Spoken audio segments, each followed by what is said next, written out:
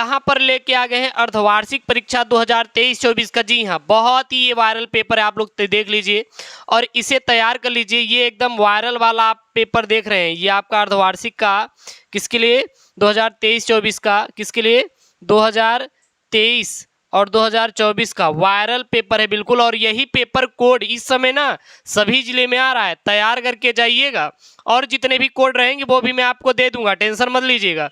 सारे स्कूल का कोड मैं दूंगा एक तरफ से। चैनल को सब्सक्राइब करिए, वीडियो को लाइक करिए, क्योंकि बोर्ड एग्जाम की तैयारी भी देख सकते हैं ना, एकदम वायरल पेपर के साथ आपकी कराई जाती हो, चाहे हिंदी हो, चाहे इंग्लिश हो, चाहे फिजिक्स हो, चाहे केमिस्ट्री हो। तो यहाँ पर मैं लेके आऊँ क्लास 12 केमिस्ट्री का एकदम वायरल वाला अर्धवार्षिक पेपर, और इसे तैयार कर लीजिए। अगर वीडियो ऐसी पसंद आए तो वीडियो को लाइक करिए और कमेंट करिए कि सर और वीडियो लेकर आइए, तो मैं इसका सल्यूशन भी लेकर आऊँगा। ठीक है, तो देख सकते हैं आपका ये NAM आपका है, हर एक पेपर कोड में करवा दूंगा सभी का। और यहाँ पे 3 घंटे 15 मिनट का आपको टाइम मिलेगा, 3 घंटे का 15 मिनट आपको मिल ही जाता है। और आपको बहुविकल्पीय तुलकोत्तरी सारे आपके प्रश्न रहेंगे। सबसे पहले आपका बहुविकल्पीय प्रश्न है, आप देखिए, सही विकल्प छांटकर अपनी उत्तर पुस्तिका में लिखिए। यानी कि यहाँ पे ऑब्जेक्टिव क्वेश्चन ये सारे हैं। पहला है यहाँ पे, पहला का है यहाँ पे कि आसुत या शुद्ध जल की मोलरता होती है। जो आसुत जल होता है या फिर आप बोलिए शुद्ध जल, इसकी मोलरता कितनी होती है? तो इसकी मोलरता होती है 55.56 मोल। कितनी होती है? 55.56 मोल जो होता है, यह आसुत या शुद्ध जल की क्या होती है? मोलरता होती है। याद कर लिए, आसुत जल या शुद्ध जल की मोलरता 55.56 होती है। ठीक है, उसके वाला ख वाला है इसके बाद, धातु जो सरलता से ऑक्सीकृत हो जाती है। यानी कि वो धातु जो सरलता से ऑक्सीकृत हो जाती है वो क्या है? वो क्या है आपका? पहला देखिए कॉपर है, फिर Ag है, फिर Al है, फिर Pt है। Pt मतलब प्लेटिनियम है, Cu मतलब कॉपर है, Ag मतलब आपका सिल्वर है। क्या है? सिल्वर है। और Al मतलब क्या है? एल्यूमिनियम है। तो जो धातु जो सरलता से ऑक्सीकृत हो जाती है वो क्या होता है आपका? Al होता है, यानी कि एल्यूमिनियम होता है। ठीक है, और वीडियो को लाइक करके यार चैनल को सब्सक्राइब कर लीजिए, अभी तक चैनल को सब्सक्राइब नहीं किए हैं तो। फिर यहाँ पे ग वाला है, कोलाइडो को शुद्ध करने की विधि, यानी जो कोलाइडो को शुद्ध करने की विधि कौन सी मानी जाती है? अपोहन विधि, स्कंदन विधि, पेप्टीकरण विधि या ब्रेडिंग आर्क विधि। तो जो स्कंदन विधि होती है यह कोलाइडो को शुद्ध करने की विधि मानी जाती है। तो कोलाइडो को शुद्ध करने की विधि क्या मानी जाती है? स्कंदन विधि मानी जाती है। उसके बाद घ वाला प्रश्न है, निम्नलिखित में से सर्वाधिक स्थायी है, यानी कि सर्वाधिक स्थायी कौन सा है इसमें से? AsH3, SbH3, Pb3 या फिर NS3 यानी कि अमोनिया। तो इसमें एक से आपको बताना है कौन सा सर्वाधिक अस्थायी है। उसके बाद देखिए यहाँ पे है अंग वाला, प्रबल विद्युत ऋणात्मक हैलोजन है। प्रबल विद्युत जो ऋणात्मक हैलोजन इसमें से आपको बताना है कौन सा है। यहाँ पे F2 है, Cl2 है, Br2 है या फिर क्या है यहाँ पे I2 है। तो यहाँ पे आपको सही वाला आंसर आपको बताना है। तो यहाँ पे जो प्रबल विद्युत ऋणात्मक हैलोजन है वह आपका क्या होता है? F2 होता है, यानी कि फ्लोरीन होता है। क्या होता है? फ्लोरीन होता है। यह क्या होता है? यह प्रबल विद्युत ऋणात्मक हैलोजन है। उसके बाद यहाँ पे च वाला है, ग्रेफाइट है। ग्रेफाइट एक प्रकार का क्या है? आयनिक ठोस है, धात्विक ठोस है, आणविक ठोस है या सहसंयोजी ठोस है।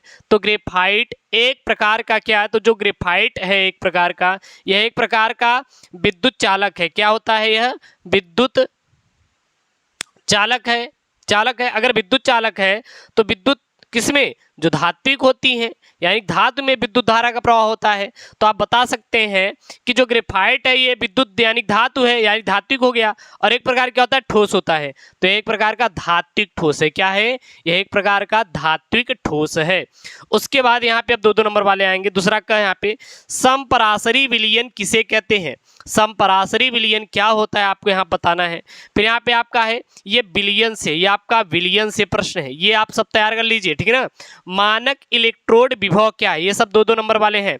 उसके बाद यहाँ पे टिंडल प्रभाव क्या है?